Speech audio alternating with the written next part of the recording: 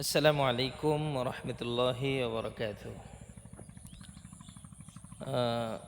সকলেরই স্মরণ আছে, এরপরে আবার স্মরণ করিয়ে দিচ্ছি, আজকে কিন্তু জুমা মোবারক। আজকের দিনের বিশেষ কিছু আমল আছে, যেটা আগেও বলেছি, আবার স্মরণ করিয়ে দিচ্ছি। শুক্রবারের বিশেষ কিছু আমলের মধ্যে কয়েকটা সুন্নত আছে, যেটা আহ, পালন করা অত্যন্ত গুরুত্বপূর্ণ এবং সওয়াবের বিষয়।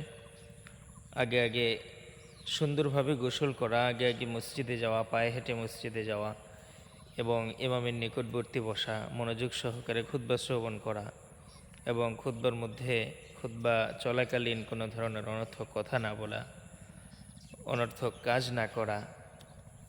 এবং আরেকটা বিষয় যেটা মাঝে মধ্যে বলি আমি, দুই খুতবার মাঝখানে দোয়া কবুলের মুহূর্ত, ওই সময়টাতে দোয়া করা, আসরের পরে দুরুদের আমল করা, বিশেষ করে আজকে সারা দিনটাই শুক্রবার, বেশি বেশি দুরুদের আমল করা। আরেকটা আমল হচ্ছে বিশেষ আমল, সেটা হচ্ছে সূরা কাহফের তেলাওয়াত করা। ইনশাআল্লাহ এই ছোট্ট ছোট্ট আমল আমাদের জীবনকে উজ্জ্বল করে দেবে। আমরা যেন কেউ মিস না করি, আমরা যেন মনে রেখে, স্মরণ রেখে আমলগুলো যেন করতে পারি।